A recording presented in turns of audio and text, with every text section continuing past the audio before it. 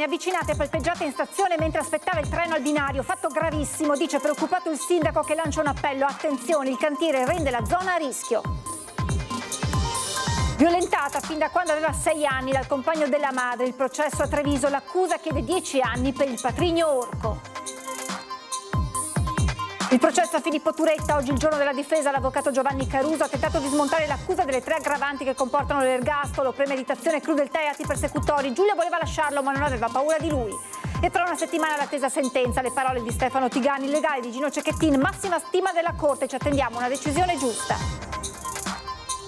Continua la caccia all'uomo dei carabinieri per rintracciare il 4º ladro in fuga dopo lo schianto nella rotatoria di San Biagio ieri sera. Allertati anche gli ospedali, potrebbe essere ferito.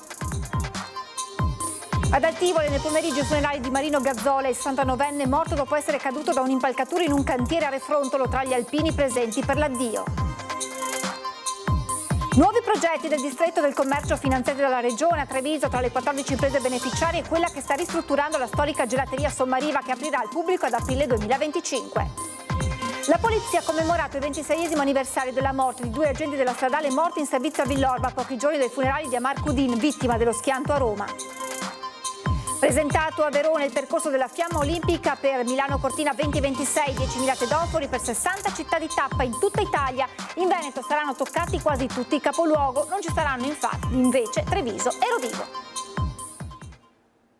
Buonasera e ben ritrovati con l'edizione trevigiana dei nostri telegiornali, questi titoli. Allora veniamo alla nostra notizia d'apertura con la cronaca e con la vicenda di una ragazzina di 15 anni che è stata avvicinata e palpeggiata in stazione a Treviso mentre stava aspettando il treno al binario. Fondamentale identificare il responsabile, commenta preoccupato il sindaco Mario Conte, che intende confrontarsi con il questore e pone l'accento sul tema sicurezza in stazione in questi mesi di cantieri.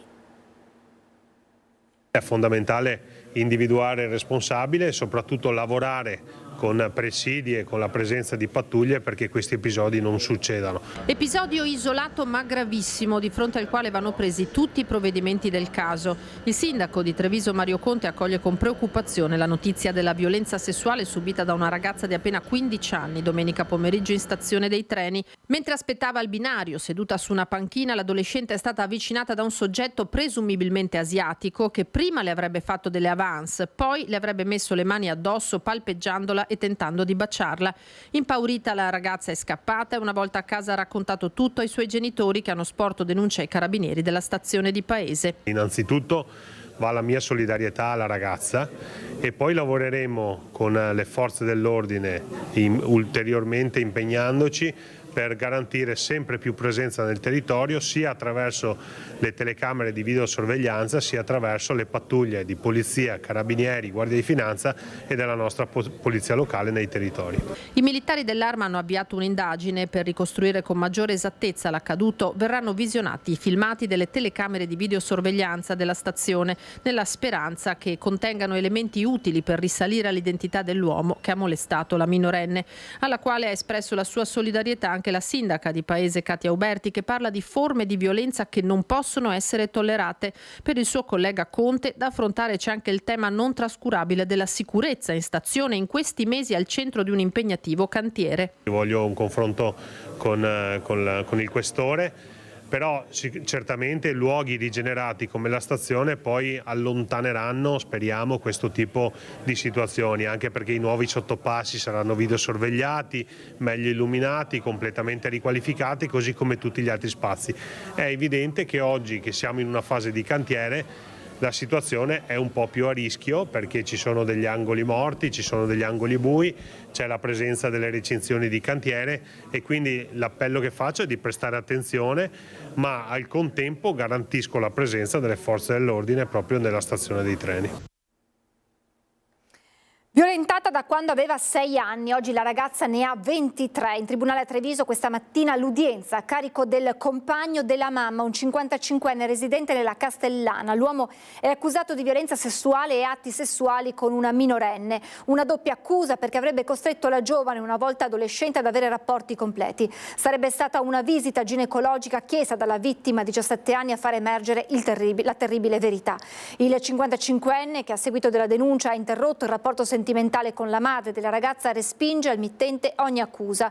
Il pubblico ministero ha chiesto una condanna a 10 anni. Il procedimento, che si tiene con il rito abbreviato davanti al GUP Marco Biagetti, è stato aggiornato al prossimo 29 gennaio. Ad una settimana dal racconto che ha sorpreso e scioccato Palazzo Farrofini, ieri sera a Ring la consigliera regionale Silvia Cestaro è tornata sulle parole con le quali ha confessato della violenza subita a 15 anni. Mio padre mi ha chiesto scusa per non essersene accorto, ha raccontato Cestaro, che alla se stessa di allora darebbe un consiglio. Cosa direbbe se ce l'avesse qui la Silvia Cestaro quindicenne? Adesso lei cosa direbbe a questa Silvia Cestaro? Questa è forse la domanda più difficile che mi è stata fatta in questi giorni. Le direi, le cose della vita alle volte accadono, non è colpa di nessuno, bisogna essere forti, magari fatti aiutare. Parla prima e fatti aiutare. Una settimana dopo il clamore, Silvia Cestaro parla alla se stessa quindicenne, quella ragazzina che si tenne dentro tutto, che andò avanti con le sue forze, ma che, lo dice la donna di oggi, avrebbe dovuto chiedere aiuto a qualcuno. È l'appello che da giorni la consigliera regionale della lista Zaia fa alle donne, da quando il suo racconto a Palazzo Farrofini ha scosso tutti. Lei per prima, lei che fino alla puntata di Ring non aveva più rivisto quel suo intervento in aula. Confesso che è la prima volta che lo rivedo.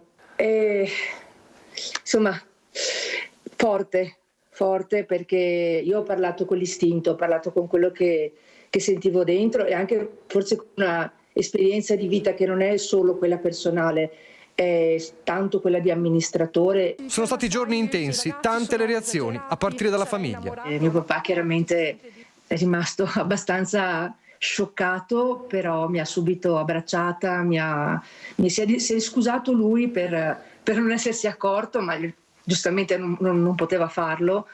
I miei figli lo stesso sono grandi e spero di averli cresciuti con tutte quelle attenzioni e delicatezze che ci dovrebbero essere nei confronti di casi come questo, insomma, di chi subisce anche violenza, per cui insomma, sono stata accolta in un abbraccio familiare. E poi altre reazioni, e non solo la solidarietà. L'unica cosa che mi ha stretto ancora di più il cuore è che oltre alla solidarietà ho ricevuto tante testimonianze, un po' troppe per la nostra società, che dovrebbe essere civile.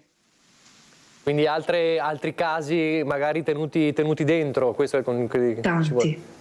Tanti. Donna al lavoro e donna in politica, una riflessione su quanto ancora deve cambiare come atteggiamento. Mi rendo conto che probabilmente quello che mi è accaduto da ragazza mi ha rafforzata molto e mi ha portata a rapportarmi con gli uomini alla pari. Non mi sento mai inferiore.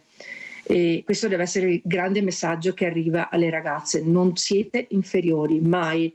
Non credetelo. Neanche se ve lo fanno pesare, neanche se ve lo dicono con le parole, neanche se vi danno fastidio nei luoghi di lavoro, se vi sminuiscono. Siamo alla pari, è quello reale, è il vero femminismo e la vera parità di genere. E il messaggio non è solo quello di non sentirsi inferiori e di denunciare sempre, c'è un altro appello rivolto alle donne. E sì, la prima è educare bene le tue figlie e i tuoi figli, perché il compito di una mamma, di una nonna, di una donna in generale è proprio quello di riuscire a trasmettere, forse per questa empaticità che contraddistingue in genere le donne, di riuscire a trasmettere proprio quell'etica, quei valori all'interno della famiglia. Donne dobbiamo essere noi le prime, poi speriamo che ci seguano anche gli uomini.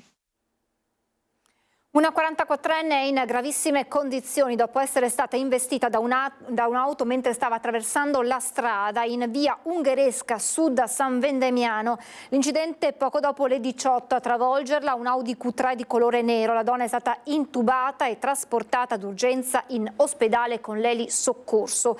E incidente poco prima delle 15 all'incrocio tra via Bembo e via Manzato a Treviso. Una 83enne in bicicletta è stata investita da un'auto finendo sbalzata per 5 metri sull'asfalto. Per l'anziano un grave trauma cranico, è stata trasportata d'urgenza in ospedale.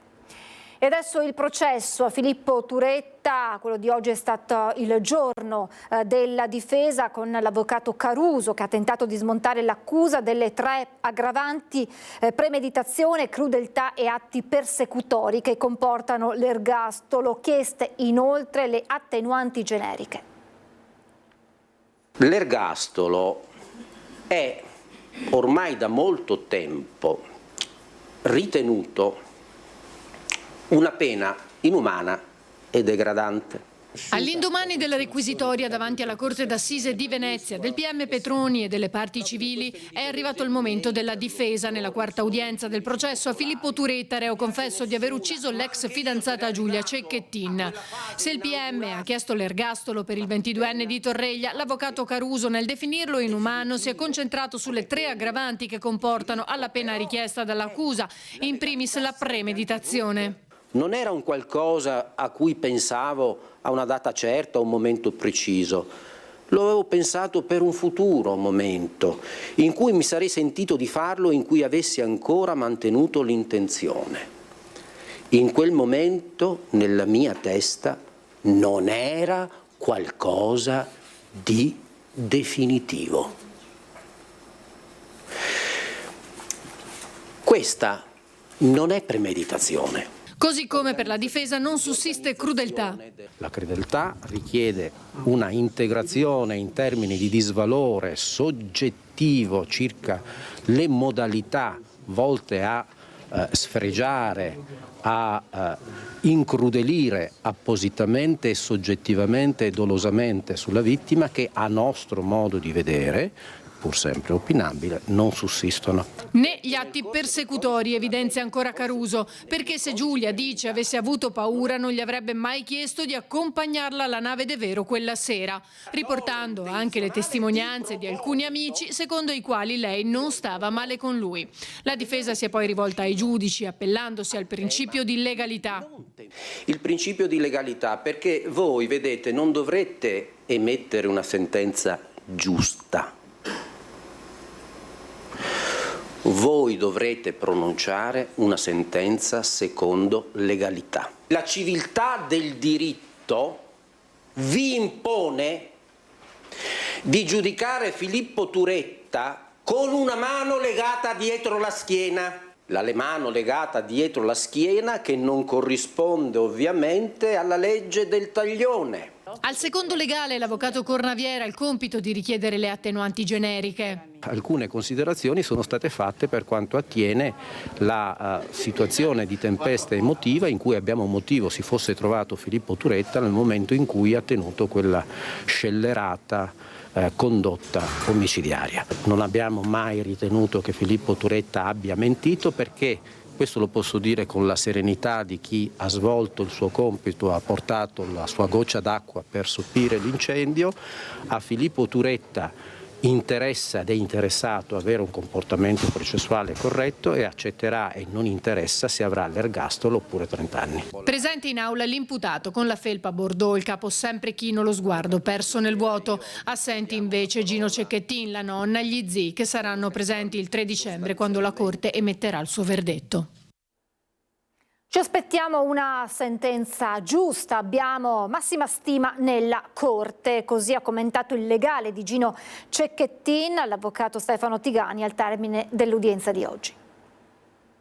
Io non credo che sia corretto da parte mia commentare la ringa difensiva dei colleghi che comunque con cui c'è stima reciproca. Loro hanno fatto giustamente il loro lavoro, non hanno commentato il nostro di lavoro e credo che sia corretto fare altrettanto, quindi non entro in quello che loro hanno richiesto. Attendiamo la decisione della Corte, a tutti gli strumenti per capire quale sarà la pena giusta da applicare, che secondo il Pubblico Ministero ha già espresso e che noi condividiamo. Ci aspettiamo quello che abbiamo sempre detto, una sentenza giusta che tenga in considerazione tutto quello che è emerso nel corso del processo, che evidentemente da una parte è vista in un modo, dall'altra parte è vista in un altro, ma c'è una Corte che decide e alla quale noi ci affidiamo con la massima stima di sempre. Sono ore d'angoscia per i familiari di Marco Bordignon, 31enne di Vedelago, di cui non si hanno più notizie da ieri alle 16. A dare notizia della scomparsa la prefettura di Treviso con una nota nella quale si fa sapere che è stata segnalata scomparsa alla stazione dei carabinieri di Vedelago. L'uomo è alto circa 1,75 m, di corporatura normale e ha capelli castani scuri e occhi castani. Al momento del suo allontanamento indossava un giubbino grigio, un pantalone nero, sciarpa grigia e scarpe antinfortunistiche nero-verdi. Chiunque veda Marco Bordignon o possa riferire informazioni utili per ritrovarlo è pregato di contattare il 112. E adesso una notizia che arriva da Istrana, dove i carabinieri nel pomeriggio hanno intercettato un Audi RS3 ferma nel traffico, la cui targa era stata segnalata alle pattuglie in circuito dalla centrale operativa della compagnia di Castelfranco perché clonata. Gli uomini a bordo dell'Audi per sottrarsi al controllo dei militari sono ripartiti improvvisamente, andando a sbattere prima in retromarcia contro il veicolo di un cittadino e colonnato dietro loro, e poi tentando di investire i due carabinieri che nel frattempo erano scesi dal loro mezzo per procedere all'identificazione degli occupanti dell'auto sospetta. Ne è nato un inseguimento fino a Resana, dove i fuggitivi hanno fatto perdere le proprie tracce. Un carabiniere nelle fasi del controllo ha riportato una lieve lesione al ginocchio. Le ricerche sono ancora in corso con la collaborazione delle limitrofe compagnie carabinieri che stanno ancora cercando il quarto ladro fuggito ieri sera, in una dinamica molto simile a quella che vi abbiamo appena raccontato dopo un gravissimo incidente, scontro avvenuto alla rotatoria di San Biagio di Callalta. 3 complici sono stati fermati quasi subito, un quarto uomo, probabilmente ferito, è ancora in fuga. Potrebbe essere rimasto ferito nello schianto e per questo i carabinieri hanno allertato gli ospedali dei territori limitrofi per riuscire a individuare il quarto uomo che è riuscito a scappare dopo il terribile incidente lungo la rotonda di Olmi a San Biagio di Callalta. Tutto inizia nel tardo pomeriggio, quando il sistema Targa System lancia l'allert. Un allarme che è partito di questa targa rubata e che quindi ha coinvolto tutto l'Interland trevigiano appunto alla caccia di quest'auto rubata. Inizia così un inseguimento tra l'auto dei ladri in fuga, folle velocità e i carabinieri. Giunti a Olmi, i 4 malviventi imboccano contromano la rotatoria. Sono le 19:30, il traffico è intenso, una vettura riesce ad evitare l'impatto. La Volkswagen che la segue invece non può fare altrettanto. Lo scontro è violentissimo, le 2 auto finiscono ai lati della carreggiata, semidistrutte. La 27enne di Casier, a bordo del mezzo finito fuori strada, riporta qualche ferita e viene trasportata al Cafoncello. I 4 malviventi riescono ad uscire dalla Mercedes e a darsi alla fuga. Uno viene bloccato subito, altri 2 poco dopo nei campi. Un quarto invece fa perdere le proprie tracce. Le indagini dei carabinieri continuano per rintracciare il fuggitivo, che potrebbe aver riportato delle lesioni nell'incidente, come è successo ad un complice, e così sono stati allertati i nosocomi vicini. Nell'auto dei 4 i carabinieri hanno trovato arnesi da scasso, nei borselli contanti e gioielli, probabilmente bottino di furti messi a segno qualche ora prima a Ceggia nel Veneziano. Una tragedia sfiorata, 2 automobilisti vivi per miracolo e un senso di insicurezza che cresce tra i cittadini. Dalle istituzioni un appello. Quello che noi chiediamo sia come istituzioni ma anche come cittadini è che le pene siano certe, siano severe, in modo tale comunque da dare perlomeno delle garanzie ai cittadini che si trovano davvero a vivere dei momenti di paura e inquietudine. Fiamme nella notte al parcheggio dell'autogrill in una stazione di servizio lungo la 4 a Cessalto. Intervento dei vigili del fuoco, un'auto andata completamente distrutta.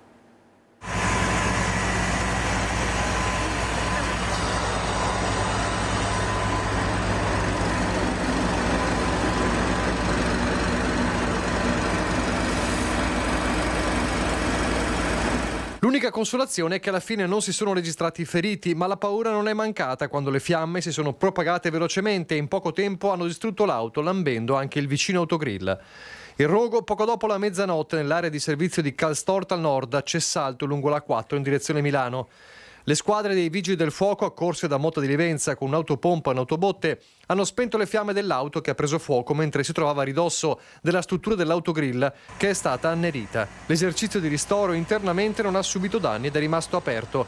Le cause dell'incendio dell'Audi A6 a gasolio di probabile natura elettromeccanica sono al vaglio della squadra intervenuta. Le operazioni di soccorso dei vigili del fuoco sono terminate dopo circa 2 ore e mezza con la rimozione dell'auto. Affollata la chiesa di Altivole per il funerale di Marino Gazzola, morto una settimana fa in un incidente sul lavoro. Per l'ultimo saluto a Marino Gazzola, operaio 69enne deceduto una settimana fa in un cantiere edile a Refrontolo, ci sono 2 ali di alpini fuori della chiesa di Altivole. Le penne nere, arrivate da una dozzina di gruppi dei dintorni, accolgono la salma arrivata dall'ospedale di Treviso, accompagnata dai familiari.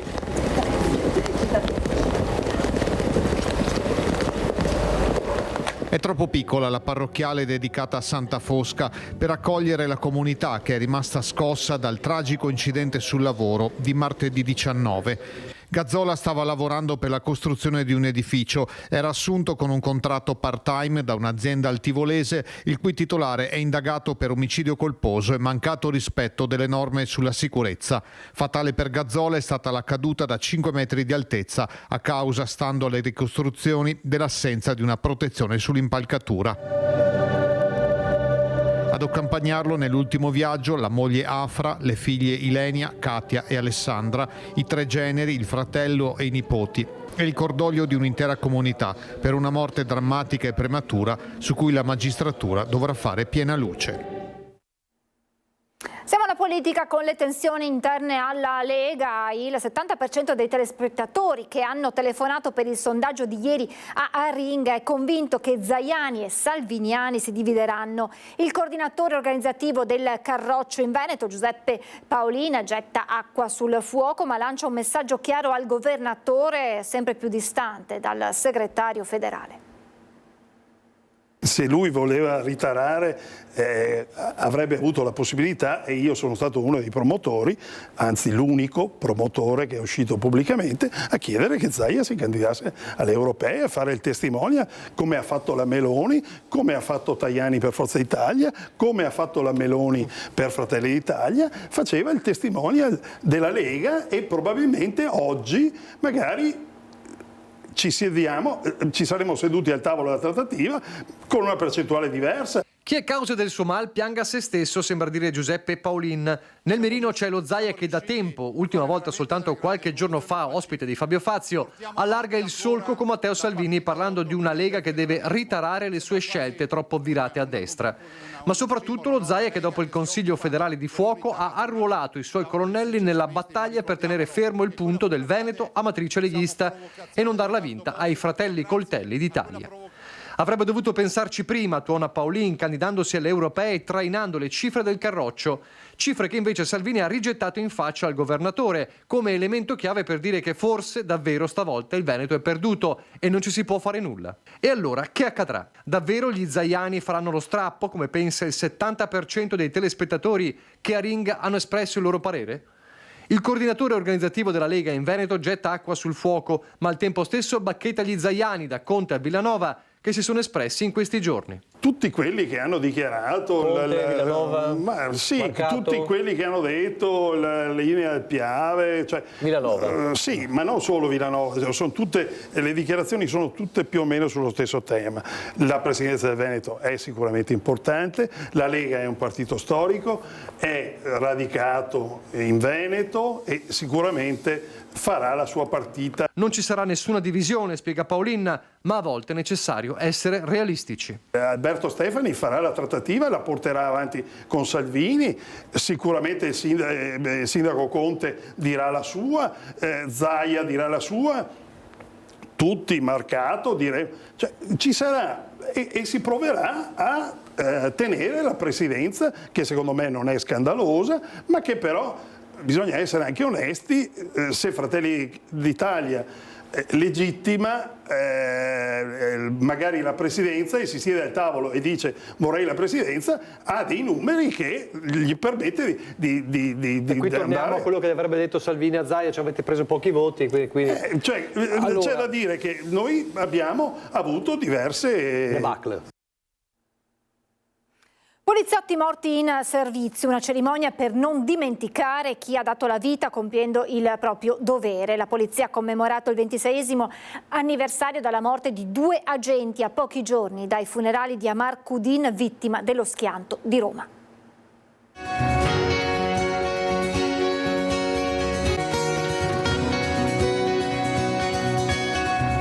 Il sovrintendente capo Adriano Vanzella e l'agente scelto Marco Cescato, morti in servizio il 26 novembre 1998 a Villorba, mentre stavano intervenendo per prestare soccorso ad un motociclista vittima di un incidente stradale.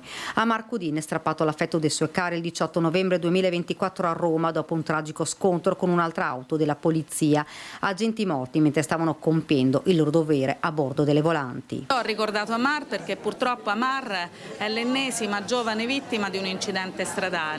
E devo dire che il ricordo delle vittime, il pensiero rivolto alle vittime del dovere in questo caso ci porta e ci anima ancora di più nel nostro mestiere quotidiano, che è quello proprio di spiegare ai giovani ma anche ai meno giovani perché il rispetto della regola equivale al rispetto della vita umana. Una cerimonia al primo piano di Palazzo delle Istituzioni per non dimenticare chi rischia la vita per proteggere i cittadini. È sempre nel mio cuore, ci dice la moglie di Adriano Vanzella. Ho avuto tutta la famiglia vicino e spero che nessuno della polizia abbia questo grande dolore, i familiari della polizia. Grazie a tutti, state molto attenti, pensate prima alla vostra vita. Una giornata importante anche perché si celebra il 77° anniversario della Polizia Stradale, anni a servizio dei cittadini in un momento storico difficile sul fronte degli incidenti stradali. Dobbiamo insistere nell'attività di prevenzione per diffondere la cultura della sicurezza stradale, perché le morti che abbiamo su strada nascono prevalentemente da comportamenti irresponsabili e non consapevoli, ed è proprio lì che dobbiamo incidere. Abbiamo la capacità di raggiungere tutti gli utenti della strada per dar loro la consapevolezza di ciò che potenzialmente può succedere su strada. La celebrazione si è poi spostata nella chiesa di Santa Maria Maddalena, dove il cappellano della Polizia di Stato, Don Gianni De Simon, ha ufficiato una messa aperta alla cittadinanza e dedicata a questo giorno del ricordo. La street art racconta la sicurezza stradale, premiata la vincitrice del concorso. Abbiamo deciso di rappresentare il cartello come figura umana e come dargli una voce, come dargli un valore un po' più fisico rispetto a quello che normalmente viene ignorato durante un percorso stradale. E questo cartello personificato tiene in mano una vittima della strada, una macchina che evidentemente ha fatto un incidente, e sta a rappresentare che abbiamo il libero arbitrio, il potere di scegliere per la nostra vita e per la nostra sicurezza. Ha ricevuto dalle mani del prefetto Angelo Sidoti il premio del concorso intitolato ai 2 poliziotti della stradale Vanzella e Cescato, morti in servizio nel 1998. Lara Pizzotti, 17 anni, studentessa del liceo classico Marconi di Conegliano, ha presentato l'opera creata da lei ed altri 7 giovani. L'iniziativa è stata promossa dalla Polizia Stradale di Treviso per mantenere vivo il ricordo del sacrificio dei 2 giovani poliziotti e, attraverso la partecipazione al concorso, coinvolgere giovani studenti e frequentatori dei centri giovanili della provincia di Treviso in un percorso di riflessione e sensibilizzazione sul tema della sicurezza stradale. Opera questa che verrà trasformata in un murale che verrà realizzato nei pressi del casello autostradale Treviso Nord. Tutte le opere, anche quelle che non hanno vinto, ci ha detto l'artista, sono davvero uniche. Secondo me sono bellissime perché non è l'opera finale, è l'insieme, la creatività che i ragazzi hanno messo su questi disegni, su queste opere qua. Emozionata, Lara ha preso la targa consapevole che questo non è solo un'opera, ma un messaggio fondamentale da veicolare ad altri giovani. Nuovi progetti del distretto del commercio finanziati dalla Regione con oltre 600.000 euro. Tra le 14 imprese beneficiarie, quella che sta ristrutturando la storica gelateria Sommariva, che aprirà al pubblico ad aprile 2025. Assolutamente all'inizio dell'anno prossimo, marzo-aprile, dobbiamo aver aperto, perché lo desideriamo tantissimo, perché l'investimento è grosso, ma anche perché vogliamo vedere il frutto di tanto lavoro. Tra 5 mesi, ad aprile, la storica gelateria Sommariva tornerà a essere uno dei biglietti da visita della città, in una zona che vive un'attesa stagione di riqualificazione. Si pensi alla stazione dei treni, ma anche alla futura Camera di Commercio. Oltre 1 milione di euro l'investimento messo in campo dalla famiglia Feltrin dell'omonima gelateria di Spresiano, una delle 14 aziende coinvolte nei progetti del distretto del commercio di Treviso, finanziati con un contributo regionale da 616.000 euro. 3 solamente in centro, Sommariva, ma anche Burici e Barcè, le altre 11 nei quartieri, a cominciare dal bistrò che il panificio Saccon sta ricavando a Santabona. Sempre più stimolante, perché vedo che tutto quello che noi facciamo realmente poi sta cambiando in positivo il centro storico, la città anche nella sua interazione con la periferia, e anche la popolazione, devo dire, sempre più interessante. Le imprese spenderanno 530.000 euro per propri investimenti destinati principalmente a transizione energetica e digitale, il resto per l'animazione territoriale. 100.000 euro sono dedicati all'animazione della città, con dei progetti che avranno la luce nel 2025 e che aiuteranno a dare luce a queste imprese che si rigenerano, si ammodernano, presentano dei nuovi servizi, e anche con un'attenzione alla sostenibilità e a tutto il digitale, quindi rimanendo nel mercato anche in prospettiva futura. L'altra faccia delle vetrine vuote e delle gallerie che si spopolano, dunque. Per evitare le vetrine vuote noi dobbiamo sostenere le vetrine esistenti a continuare a rimanere illuminate, e dobbiamo trovare la modalità di accendere delle nuove luci. Una vetrina chiusa fa tristezza, fa meno sicurezza, come sappiamo, quindi una delle nostre grandi ambizioni come amministrazione è sicuramente mettere in campo tutti i progetti, tutte le iniziative, proprio per rendere Treviso una città sicura, luminosa e gioiosa come lo è già ora. Svelato il progetto plastico di riqualificazione dei mulini Mandelli, previsto dalla variante al voto in Consiglio Comunale il 28 novembre, l'allargamento di 300 metri di restera per agevolare il flusso di pedoni e mezzi di soccorso. Qui ci sono degli appartamenti, questo è l'ingresso principale che praticamente collega dalla parte entrante fino al fiume. Si presenterà così, una volta ultimato, il profilo della riqualificazione dell'area dei mulini Mandelli, un progetto che coprirà 70.000 metri quadrati creando nuovi spazi verdi e circa 80 alloggi tra villette, appartamenti e luoghi pubblici. Partiremo prima con la ristrutturazione della parte storica, che presumiamo di consegnare per entro primavera-estate 2026, mentre la parte residenziale vera e propria, che è la parte a nord, crediamo di terminare a metà 27 fino, diciamo, ai primi del 28. All'ordine del giorno nel Consiglio Comunale del 28 novembre l'approvazione della variante del progetto che vede la creazione di 2 parchi ai lati del caseggiato, uno sullo Storg, l'altro dalla parte opposta. Andremo a piantare oltre 600 piante che il Comune appunto ha messo nella convenzione che abbiamo sottoscritto, che stiamo sottoscrivendo quella nuova per effetto della variante che è in fase di approvazione. Abbiamo iniziato con le prime attività di messa in sicurezza delle parti storiche, dei tetti eccetera. Abbiamo demolito tutte le parti incongrue, amianto eccetera, e abbiamo fatto un po' di pulizia. Tra le novità del progetto l'allargamento di 300 metri della restera per permettere non solo un miglior deflusso del traffico, ma anche un passaggio agevolato per eventuali interventi di vigili del fuoco e ambulanze. Per la vendita la società si è affidata ad un'agenzia di immobili di lusso. La storia ha fatto sì che l'immobile venisse abbandonato già da 40 anni a questa parte, e aveva preso una sorta di degrado incredibile. La visione è stata quella di capire che dietro c'era, secondo il mio punto di vista, una grande potenzialità. È il momento di fermarci per qualche istante di pubblicità, tra poco.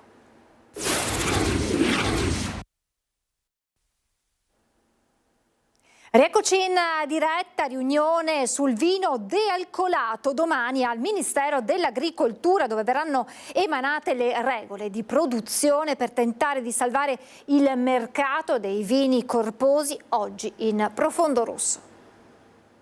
Siamo al punto cruciale in cui definiremo la norma per poter produrre vino a bassa gradazione alcolica anche nel nostro paese. È fissato per mercoledì l'incontro al Ministero dell'Agricoltura per salvare il mercato dei vini corposi.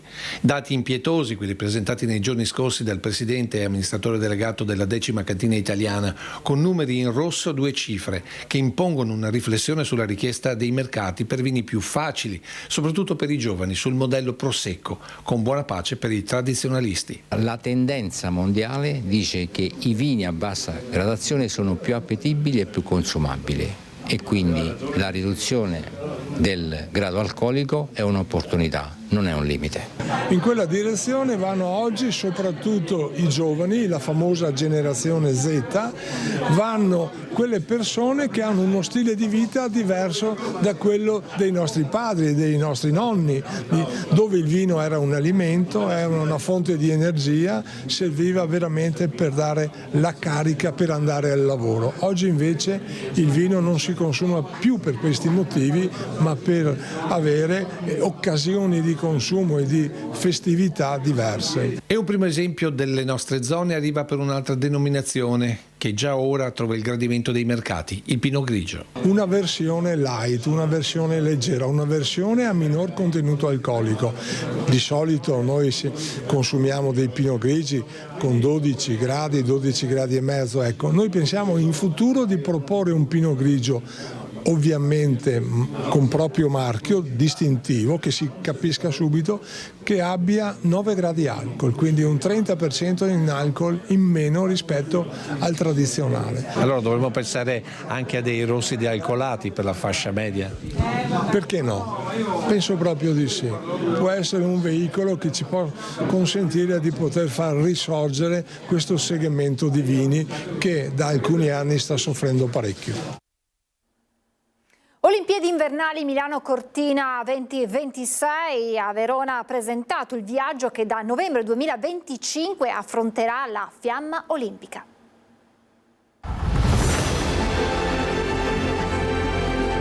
63 giorni di viaggio, 60 città di tappa, 12.000 chilometri da percorrere toccando le 110 province della penisola.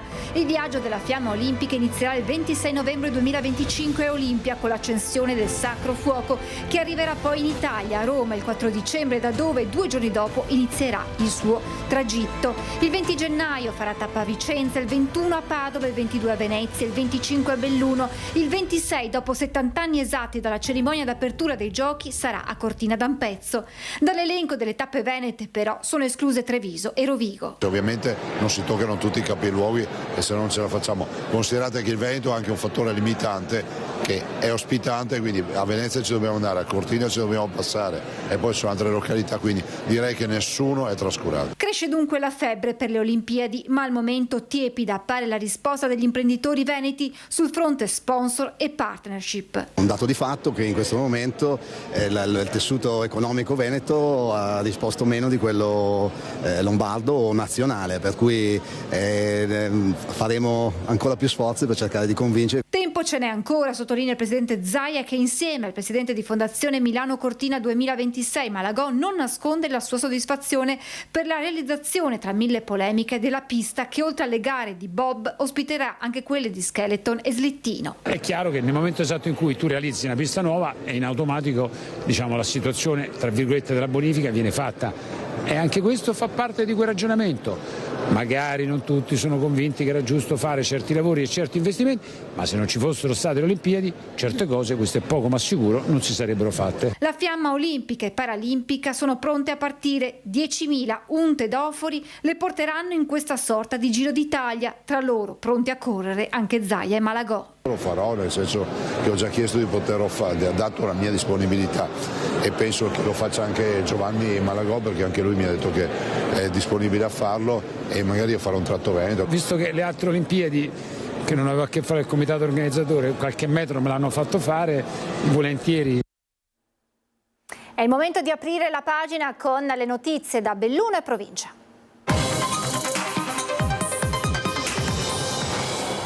Caso Edim Quero, picchetto dei lavoratori nel capoluogo mentre veniva presentato lo sciopero generale in programma il 29 novembre. È un no senza se e senza ma quello dei lavoratori della Edim di Quero e di tutti i sindacati riuniti di fronte all'idea del gruppo Bosch di dismettere lo stabilimento e di licenziare 30 dipendenti su 80 prima di cederlo. I rischi sono quelli che l'azienda ha già dichiarato, cioè l'azienda vuole vendere lo stabilimento e vuole ridurre il personale. Noi ci opporremo a entrambe queste soluzioni, noi chiederemo a Bosch di restare e di scommettere su un progetto industriale che possa avere un futuro per tutti quanti i lavoratori. Noi siamo qui oggi ovviamente anche per capire e soprattutto per esprimere solidarietà ai lavoratori. Quello che a noi interessa in primis, visto che questo è un sito produttivo di eccellenza in cui sono fatti negli anni tantissimi investimenti da parte anche di chi aveva l'azienda prima e poi da Bosch ultima, che comunque ha investito un sacco di soldi in questo stabilimento, a noi interessa in particolare che ci sia una continuità e quindi chiunque arrivi, se non sarà Bosch a continuare con questo intervento, ovviamente troverà nell'amministrazione porte aperte con l'auspicio che questo sito possa essere veramente rilanciato. Per la multinazionale Edim non è che un piccolo tassello che fa parte di una sostanziale riduzione del proprio personale in tutto il mondo e ne fa le spese anche l'altro stabilimento italiano, visto che a Villasanta si parla di 80 esuberi su 250 lavoratori attualmente impiegati. Noi siamo venuti a dire che questa azienda deve rimanere aperta e deve salvare tutti quanti i lavoratori, perché è vero che stiamo affrontando una fase difficile per il mercato dell'automotive, il mercato elettrico in particolare, per il quale questa azienda lavora, ma noi sappiamo che l'auto elettrica è l'unico futuro che ha questo paese qua, perché così è stato deciso, e quindi noi chiediamo di trovare le soluzioni temporanee per traguardare la ripresa. Prossima tappa è il 3 dicembre, quando le parti si troveranno per un confronto presso la sede di Confindustria a Feltre. Agenti che vanno in pensione e che non verrebbero sostituiti, è questa la denuncia che viene fatta dal SIULP a Belluno. C'è preoccupazione da parte del SIULP, uno dei principali sindacati della polizia, per il futuro della stradale dopo il recente piano di assegnazione degli agenti pubblicato lo scorso 22 novembre. In esso si parla di un solo agente per il capoluogo, che segue i 2 trasferimenti in favore del distaccamento di Feltre e l'assegnazione di 2 agenti di nuova nomina al distaccamento di Valle di Cadore, avvenuti la scorsa estate, numeri che in un comunicato il SIULP definisce assolutamente insufficienti per fare fronte agli annuali pensionamenti che inevitabilmente riducono l'organico. Oggi il deficit si attesterebbe a meno 42% per la sezione, con 27 poliziotti su 46 previsti, meno 33 per il distaccamento cadorino, 10 poliziotti su 15, e meno 39 per quello feltrino, con 8 poliziotti sui 13 previsti. Il comunicato di cui lei parla riguarda, diciamo, in particolare la situazione, mi sembra riferibile alla polizia stradale, ma diciamo, sono fatti abbastanza, diciamo, connessi un po' al momento di transizione, e chiaramente ci sono dei pensionamenti, ma chiaramente vengono sostituiti, vengono avvicendati, ci vuole un po' di tempo magari tra un passaggio tra chi lascia e chi arriva, insomma ci si deve organizzare. Se il questore cerca di smussare gli spigoli, da parte del SIULP bellunese, con l'auspicio che altrettanto vogliano fare le altre sigle sindacali del comparto, è però al vaglio l'ipotesi di non sottoscrivere ai tavoli negoziali altre deroghe per l'impiego, fino a quando non verrà recepito un serio progetto di nuove assegnazioni di risorse umane.